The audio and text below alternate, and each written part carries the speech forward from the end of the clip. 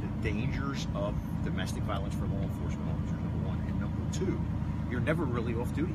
I mean, here's the captain is at his house. Neighbor comes over running for help. Deputy calls 911 and says, "Hey, here's what I got. Here's what's going on." He goes back out on the porch, and our suspect in this case pulls up in a car, gets out, and goes to attack her boyfriend. And the deputy believes she's punching him, so he steps in between them, and he realizes that as he's in between them, that she's stabbing me. And he's able to get a few shots in and knock her to the ground, and then they're able to subdue her. And she knew he was a deputy. He identified himself as a deputy. She lives across the street from him. And her quote was, and I won't use the exact quote, but it was basically, "F you, I know who you are." And we're lucky. The deputy's extremely lucky. He really saved his neighbor's life. He saved the victim's life in this case. And he's really lucky that she didn't get a good shot at him, because he did get stabbed just above his kidney. He did get lacerated twice. And as we know with a knife, it takes one good shot and it's all over. I mean, you have a woman who's completely out of control.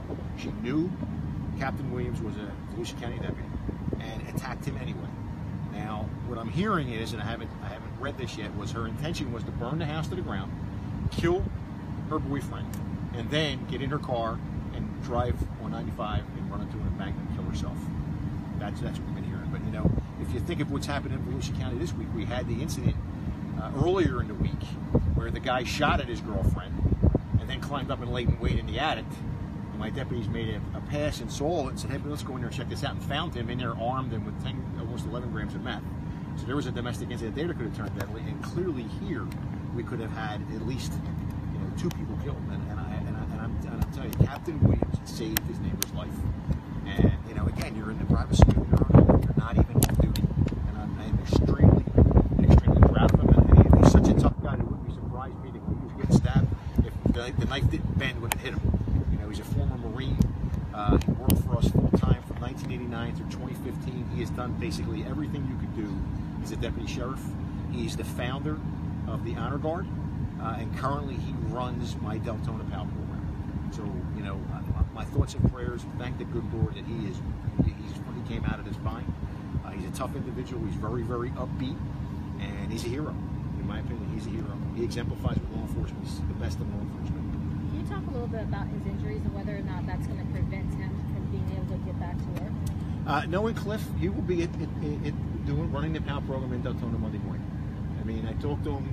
He was very, very upbeat. He was retreated and released.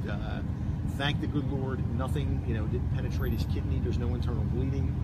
He's banged up pretty good. He's lacerated pretty good. But when you think of how this could have ended up, I mean, he had no idea that she was armed with a knife. She got in the car. He thought she was driving away. Then she got out of the car and charged her boyfriend.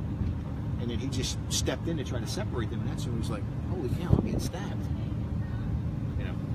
So he's out of the hospital. He's out. He was treated and released. I don't think he's coming back here with all you guys outside tonight. He's going to try to find somewhere to get it. He's going to try to find somewhere to get a good night's sleep. But like I said, I can't reiterate. The most dangerous thing that we do is domestic violence, and you're never off duty. You're never off duty. He didn't tell his neighbor, "Yeah, go call 911," whatever. He said, "I'll call 911, sit on my porch, and we'll make sure everything's okay." And it could have cost him his life tonight. It could have cost the victim in this case his life tonight if it wasn't, I think, for the quick actions of Captain Williams. You said Deputy, is it Craig Williams? Cliff Williams. You said he worked 89 to 2015? 89 to 2015, he served in almost every capacity a sheriff's office has to serve in. And then he retired in 2015, and then he was called back to run the land PAL program. And then when I got elected, I moved him to Deltona, because Deltona didn't have one. I wanted to start one up, and he is, not only is he a cop's cop, but his heart is gigantic. There isn't anything that he won't do for the youth in Volusia County. I mean, he pours his heart and soul into the PAL program. I'm sorry, which program is it? PAL, P-A-L, Police Athletic League. But he didn't become a full-time deputy again to work that. He does that. He's brought as a reserve. He's brought him back as a reserve. And how many stab wounds? I'm going to tell you 3 to 5. I know definitely the one that everybody was concerned about was the puncture behind his kidney. I know he's lacerated on his forehead, and I think he has another one on his shoulder or arm. We'd ask for a picture. Do you think he would say yes to that? I don't know. Andrew asked him. I don't think he's going to say yes, but I think if you search, like I said, he's the head of the honor guard, and he runs the PAL program. Okay. I'm sure you'll find him in your footage. We can't release his photo without his permission, and even with his permission, it would be a little dicey because of the police officer's bill of rights. Okay. How's Blake Custer?